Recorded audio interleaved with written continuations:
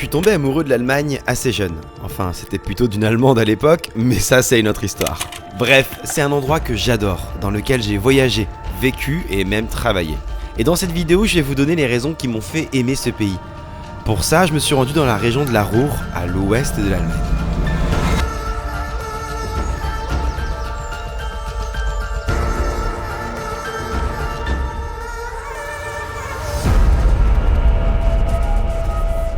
Je suis tellement content d'être arrivé dans un pays que j'adore et vous le savez si vous me suivez un petit peu, à savoir l'Allemagne. Ouais, je suis actuellement à 10 minutes de l'hyper centre-ville de Essen, dans le nord-ouest de ce beau pays. Et pour le coup, ce coin-là de l'Allemagne, je le connais pas encore vraiment. Je suis déjà allé à Berlin, à Munich, à Dresden, à Leipzig, à Hambourg, dans plein d'endroits, mais pas dans cette partie-là de ce pays, dans la Ruhr.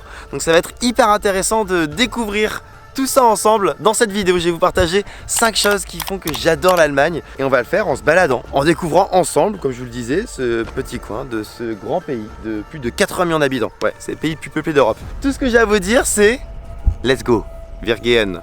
Ouais, je sais plus trop, let's go.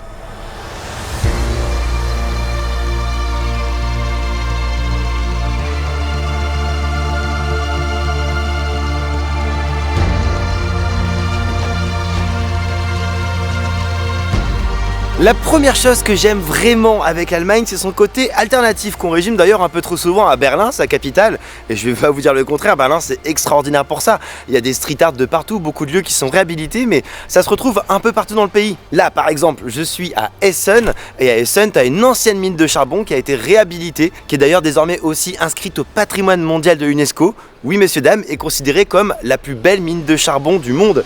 Donc ça se traduit par quoi? Ça se traduit par le fait qu'il y a plein de petits cafés, il y a même un cinéma, il y a une piscine ici. Bref, c'est un lieu qui a un passé assez lourd mais qui a été reconverti à quelque chose d'assez intéressant, je trouve. L'Allemagne, c'est the place to be, die Platz. Ouais non, ça date un petit peu mes cours d'allemand. L'endroit où être si vous aimez le côté alternatif. Zollverein a été l'une des plus grandes mines de charbon du monde. Elle a été active de 1851 à 1986 et c'est en 2001 qu'elle est inscrite au patrimoine mondial de l'UNESCO. Elle représente une partie importante du patrimoine national allemand et elle est reconnue pour son état de conservation quasi intact. Si ce genre de lieu vous intéresse, je vous conseille aussi de visiter le gazomètre d'Oberhausen qui a été réhabilité en musée avec des expositions uniques comme celle que j'ai pu voir lors de mon passage.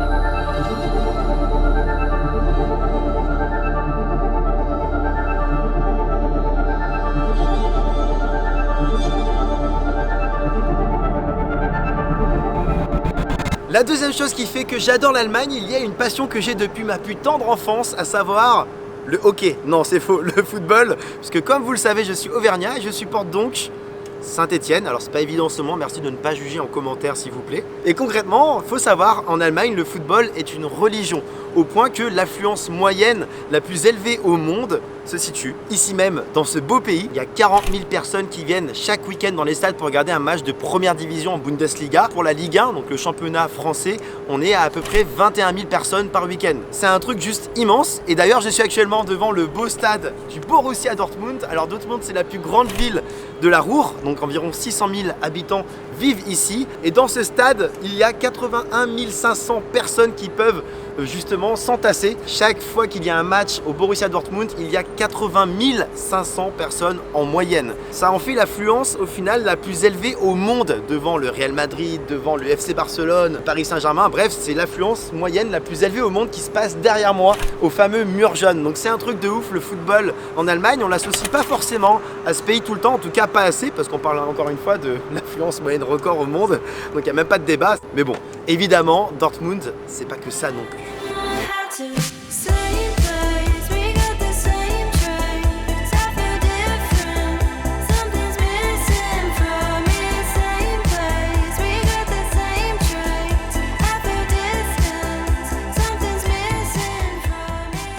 Un autre point qui rend l'Allemagne vraiment spéciale à mes yeux, c'est au final, je trouve, la qualité de vie qui émane de la vie au quotidien quand tu te balades ici, mais aussi quand tu y vis. Je sais parce que j'ai eu la chance de passer quelques mois en Allemagne à une époque où j'étais encore étudiant, donc ça fait environ 57 ans. J'étais à Mayence et ce que j'avais remarqué, c'est que globalement, les villes allemandes sont hyper vertes. C'est sécuritaire, le rapport qui a été pris est très honnête. Et d'ailleurs, regarde, actuellement, je suis à Bochum.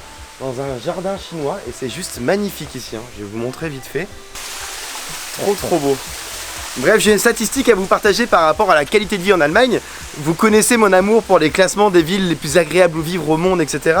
Et bien justement, sachez que dans le top 10 des villes les plus agréables où vivre, et bien il y a 3 villes allemandes, dont une qui est pas très loin d'ici d'ailleurs, Düsseldorf. Et d'ailleurs j'y avais passé aussi quelques temps parce qu'à une époque j'avais une zouze allemande. Je l'avais rencontrée à Lima. Là n'est pas l'histoire. Et il y a plein de petites choses qui font que vraiment on se sent bien quand on se balade ici évidemment, mais même aussi quand on y vit.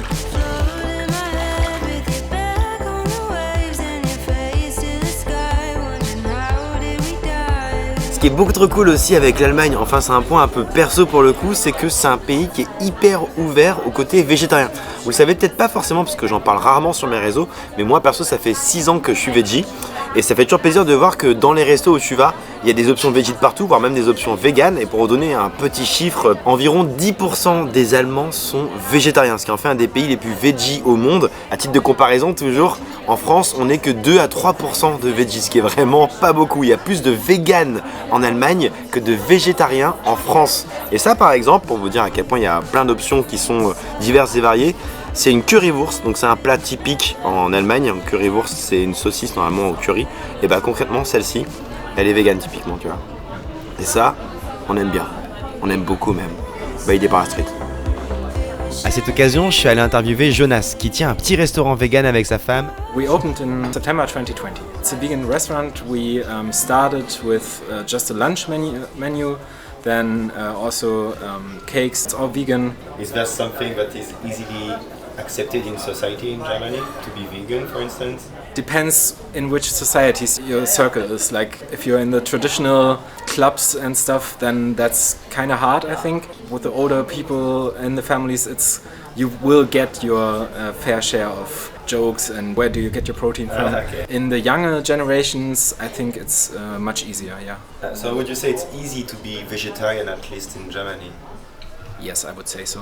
Well, you can get a lot of vegan and vegetarian products in the supermarkets now. Also, you have a lot of newer restaurants with vegetarian options.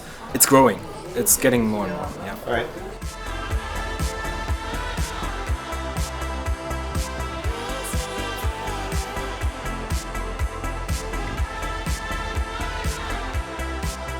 Petite pause dans la vidéo pour vous partager ma petite pépite que j'ai découvert lors de ce séjour dans la Ruhr. Comme vous l'avez compris, dans une région qui est hyper industrialisée de base, à Duisbourg où je suis actuellement, il y a un endroit qui pourrait te faire croire que tu fais de l'urbex, alors que pas du tout, hein. Il y a plein d'activités qui sont pas très loin que tu peux faire, des cafés, etc. Mais je suis dans un bâtiment qui est juste immense, une ancienne usine, et c'est tellement grand que tu peux très vite te retrouver solo du ghetto.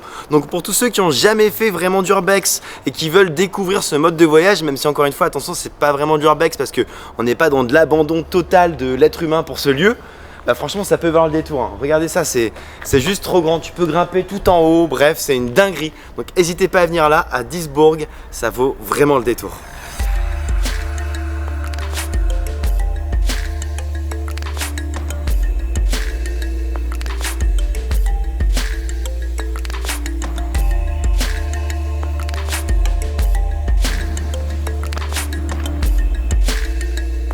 Pour terminer sur ces 5 points, je dirais que l'Allemagne de façon générale c'est un pays qui au final est sous-coté. Dans le sens où si tu demandes à quelqu'un dans la rue où est-ce que tu pars en vacances prochainement, il y a peu de chances qu'on te dise spontanément l'Allemagne. Alors qu'en vrai en Allemagne il y a tellement de choses cool. Déjà c'est grave accessible par rapport au fait que c'est un pays où on gagne très bien sa vie. L'Allemagne, je vous apprendrai rien, bah mine de rien tu peux avoir des bons repas, des bons restos pour 15-20 balles grand maximum, peu importe où en Allemagne, ça c'est déjà beaucoup trop cool. En plus de ça, tu as une sorte de qualité de vie qui émane, comme on a pu le voir un petit peu ensemble un peu plus tôt, de ce pays. On se sent bien, c'est chill, c'est agréable. Il y a plein de spots hyper improbables aussi en Allemagne. Ajoutez à ça le fait que les Allemands, ils sont hyper humbles, hyper dispo, ils disent qu'ils parlent pas très bien anglais mais ils nous mettent la mine comme jamais. Bref, regardez-moi cette beauté là.